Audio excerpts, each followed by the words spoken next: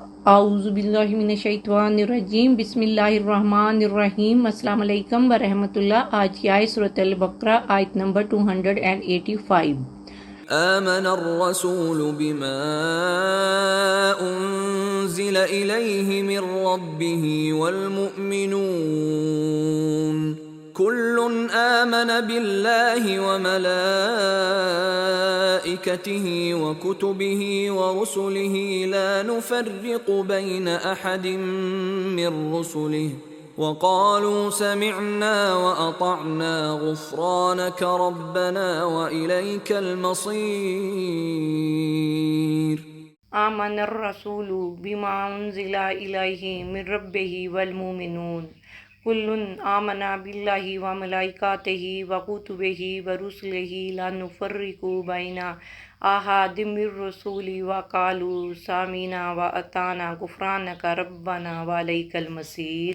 ترجمہ: وہ رسول صلی اللہ علیہ وآلہ وسلم اس پر ایمان لائے، یعنی اس کی تصدیق کی جو کچھ ان پر ان کے رب کی طرف سے نازل کیا گیا، اور اہل ایمان نے بھی سب ہی دل سے اللہ پر اور اس کے فرشتوں پر اور اس کی کتابوں پر اور اس کے رسولوں پر ایمان لائے، نیز کہتے ہیں ہم اس کے پیغمبروں میں سے کسی کے درمیان بھی ایمان لانے میں فرق نہیں کرتے، اور اللہ کے حضور عرض کرتے ہیں ہم نے تیرا حکم سنا اور اطاعت قبول کی، اے ہمارے رب ہم تیری بخشش کے طلبگار ہیں اور ہم سب کو تیری ہی طرف لوٹنا ہے۔ سورۃ البقرہ کی ابتدا بھی ایمانیت سے ہوئی اور اختتام بھی انہی ہدایت سے کیا جا رہا ہے، جہاں اللہ سبحانہ وتعالیٰ کی طرف سے حکم دیا جا رہا ہے کہ جب ہر چیز کا مالک اللہ ہے اور وہی گناہوں کو معاف فرمانے والا اور سزا دینے والا ہے، تو اسی پر ایمان لاؤ جس پر کائنات کی عظیم ہستی حضرت محمد صلی اللہ علیہ وآلہ وسلم اور مومن ایمان لائے۔ اس آیت میں یہ مسائل بتائے گئے ہیں۔ نمبر 1، اللہ تعالیٰ ملائکہ، آسمانی کتابوں اور رسولوں پر ایمان لانا فرض ہے۔ نمبر 2، مومن بندے انبیاء کے درمیان تفریق نہیں کرتے۔ نمبر 3، مومن بندے سننے، ماننے اور اپنے رب سے معافی طلب کرنے والے ہوتے ہیں۔ نمبر 4، ہر نفس نے اللہ تعالیٰ کی طرف ہی پلٹنا ہے۔ احادیث میں سورۃ البقرہ کی ان 2 آخری آیات کی بہت زیادہ فضیلت بیان ہوئی ہے۔ صحیح بخاری میں ہے جو شخص ان دونوں آیتوں کو رات کو پڑھ لے اسے یہ دونوں کافی ہیں۔ مسند احمد میں ہے رسول اللہ صلی اللہ علیہ وآلہ وسلم نے فرمایا سورۃ البقرہ کی آخری 2 آیتیں عرش تلے کے خزانہ سے دی گئی ہیں، مجھ سے پہلے کسی نبی کو یہ نہیں دی گئیں۔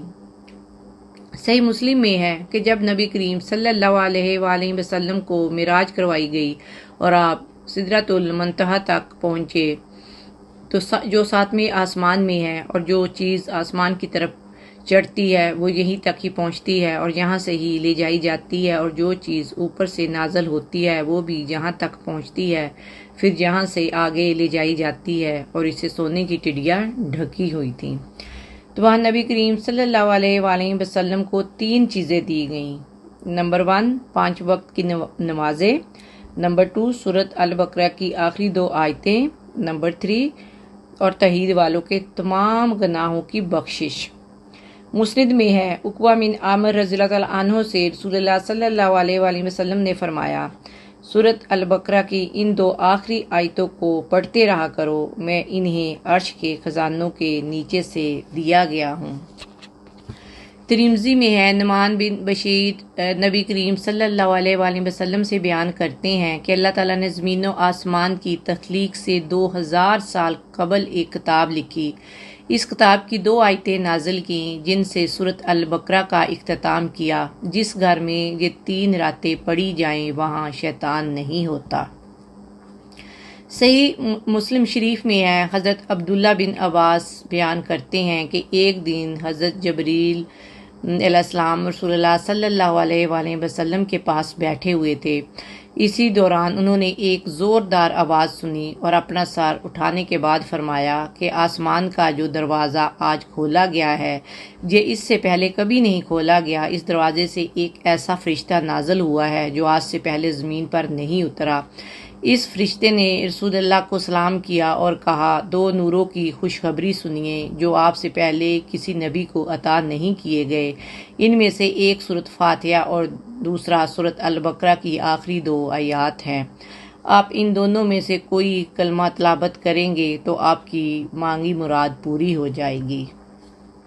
آپ نے دیکھا کہ سورۃ البقرہ کے آغاز میں ایمان کی بنیادی ارکان کا ذکر ہے۔ اب اس سورۃ مبارکہ کا اختتام بھی عقائد کے بیان سے ہو رہا ہے تاکہ معلوم ہو کہ ایمان کامل کے بغیر اللہ تعالیٰ کے احکام پر عمل پیرا ہونا اور ان کی قبولیت ناممکن ہے۔ دیکھیں، ابتدا میں اہل ایمان کے حوالے سے دین کے بنیادی عقائد کا ذکر تھا، اور اب رسول اللہ صلی اللہ علیہ وآلہ وسلم پر اختتام کیا جا رہا ہے اور جہاں بتایا جا رہا ہے کہ یہ وہ عقائد، نظریات، اصول اور احکام ہیں جن پر ہمارے پیغمبر ایمان لائے اور تمام مومن اور صحابہ اکرام، اللہ تعالیٰ، اس کے ملائکہ، اس کی نازل کرتا کتب اور اس کے رسولوں پر ایمان لائے۔ تو یہاں ذکر ہے کہ نبی اکرم اور صحابہ کرام پہلے رسولوں کے درمیان کسی قسم کا فرق نہیں کرتے۔ رسولوں کے درمیان فرق نہ کرنے کا مطلب ہے کہ وہ اپنے زمانے میں اللہ تعالیٰ کے رسول تھے، لیکن اب سب پر حضرت محمد صلی اللہ علیہ وآلہ وسلم کی اتباع فرض ہے۔ رسول اور مومن ان جذبات کا اظہار کرتے ہیں کہ الہی، ہم نے تیرے پیغامات کو سنا اور اس پر ایمان لائے۔ نمبر 1 پہ ذکر ہے اللہ پر ایمان۔ اے اللہ سبحانہ وتعالیٰ، تو خالق ہے، مالک ہے، رازق ہے، اس جہاں کی نگہبانی کرنے اور چلانے میں تیرا کوئی شریک نہیں۔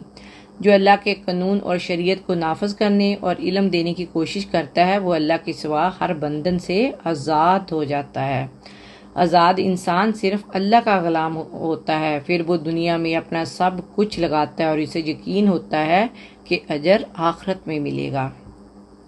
نمبر 2 پہ ہے فرشتوں پر ایمان۔ یہ اللہ کی مخلوق ہیں جو اللہ کے حکم کے مطابق کام کرتے ہیں، وحی لانے میں، جان نکالنے میں، بارش لانے والا، منکر نکیر، جنت کے فرشتے، جہنم کے فرشتے۔ ایمان والوں کو تذکیر ملتی ہے کہ میرا کوئی ہے جو اللہ کے حکم کے مطابق میری مدد کرے گا۔ غم نہ کھاؤ، خوف نہ کھاؤ، فرشتے جنت کی بشارت دیتے ہیں۔ انسان کے دوست یا تو شیطان ہوتے ہیں جہاں فرشتے ہوتے ہیں۔ فرشتے ہمیں دیکھ سکتے ہیں، ہم انہیں نہیں دیکھ سکتے۔ فرشتے اہل ایمان کے دلوں میں اچھے اچھے خیالات لاتے ہیں، ہماری غلطیوں پہ وہ ہمارے لیے دعا کرتے ہیں۔ کائنات ایک زندہ نظام ہے جو اللہ تعالیٰ اپنے فرشتوں کے ذریعے چلا رہا ہے۔ نمبر 3 پہ ہے کتابوں پر ایمان۔ کتابوں میں انسانوں کی رہنمائی کے لیے کتابیں اتاری گئی ہیں۔ یہ بے بہا نعمت اور رحمت ہے، یہ انسان کے حق میں سفارش کریں گی۔ مسلمانوں کے لیے آخری کتاب قرآن کریم پر ایمان لانا اور اس پر عمل کرنا ضروری ہے۔ نمبر 4 پر ہے رسولوں پر ایمان۔ رسول اللہ تعالیٰ کی طرف سے انسانوں کی رہنمائی کے لیے آتے ہیں۔ سب رسولوں کے سلسلے آپس میں جڑے ہوئے ہیں، ایک ہی لڑی میں پروئے ہوئے موتیوں کی طرح ہیں، ان کے درمیان کوئی فرق نہیں ہے۔ نبوت کے لحاظ سے سب نبیوں کا درجہ برابر ہے، وہ باقی تمام مخلوقات سے افضل ہوتے ہیں۔ ایمان کے نتیجہ میں امت مسلمہ اس زمین پر ان کی وارث ہے، محافظ ہے، یقین کا سرمایہ ہے، علم کا سرمایہ ہے۔ انسانیت تاریکی میں ڈوبی ہوئی ہے کیونکہ کتاب تو موجود ہے، اس سے روشنی نہیں لی جاتی۔ دنیا اور آخرت میں کام آنے والے ورثہ کو ہم سب نے چھوڑا ہوا ہے۔ سامعنا و اطعنا، ہم نے سنا اور ہم نے اطاعت کی۔ جو فرائض اس کے ذمہ، اس میں کمی پیشی ہو سکتی ہے، ایسی صورت میں پھر انسان اللہ تعالیٰ سے معافی مانگتا ہے تو اللہ معاف کر دیتا ہے۔